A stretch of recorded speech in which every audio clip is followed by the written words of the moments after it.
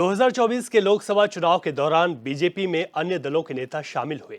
वहीं अब पार्टी से छुटपुट मनमुटाव की खबरें भी सामने आने लगी हैं, जिस पर विपक्ष लगातार हमलावर है। एचएनएन ने इन्हीं तमाम मुद्दों को लेकर धर्मपुर विधानसभा क्षेत्र से विधायक विनोद चमोली से खास बातचीत की। हमारे साथ भारतीय जनता पार्टी के वरिष्ठ विधायक विनोद चमोली जी इस समय हमारे साथ मौजूद हैं। कुछ बातें आपसे करेंगे। चमोली जी, सुप्रीम कोर्ट ने एक फैसला सुनाया है याचिका पर, जिसमें उन्होंने कहा कि मतपत्रों से चुनाव कराना, बार बार ईवीएम पर संदेह करना लोगों के विश्वास को, चुनाव के विश्वास को कम करता है। फटकार लगाइए, क्या कहेंगे?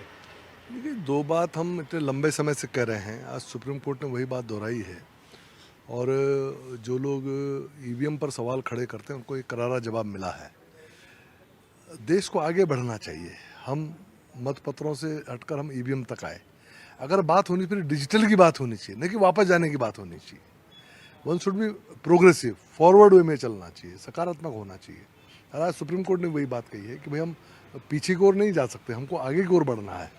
तो ये अपने आप में एक बड़ा संदेश। और ये भी समझना चाहिए कि जब 2014 में जब कांग्रेस की यूपीए 2 की सरकार थी, उस समय में इन्हीं ईवीएम में चुनाव हुए थे। और उस समय ईवीएम को जो है ये कांग्रेस डील कर रही थी। उसके बाद भी तमाम चुनाव ऐसे हुए जिनमें कांग्रेस बहुत सारे राज्यों में चुनाव जीती है, बहुत सारे उपचुनाव भी जीती है। तो उस समय भी यही ईवीएम वहाँ पर उपयोग में लाया गया है।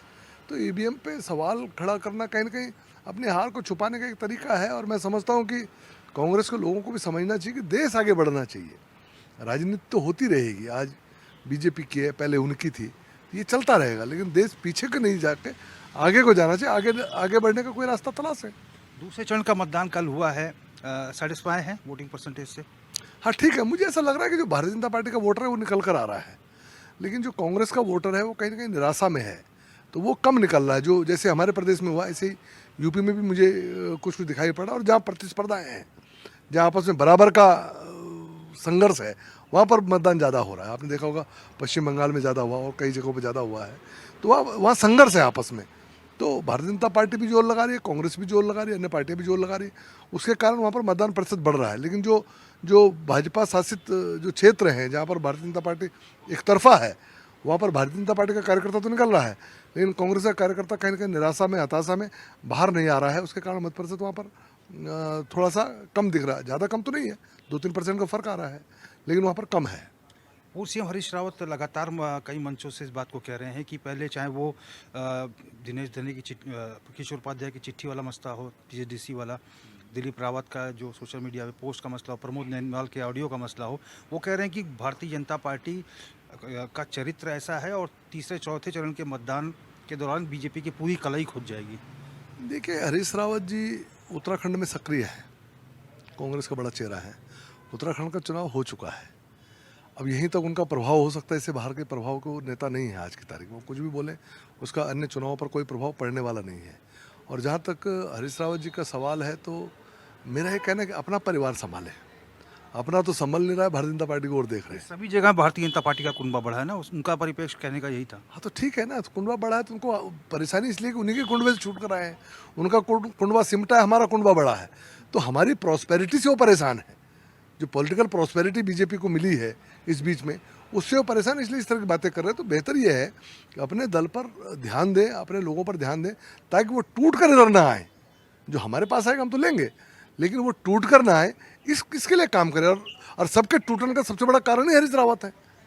तो ये तो बहुत बड़ी बात है, क्योंकि पूरे दल में जो उनका सबसे बड़ा चेहरा है और वही पूरे दल को समाप्त करने पे लगा, उसके कारण पूरा दल आज समाप्ति की ओर जा रहा है। तो ये तो हरीश रावत जी के लिए सोचने का विषय है। और अपने परिवार के, अपने कुंडवे की चिंता करें।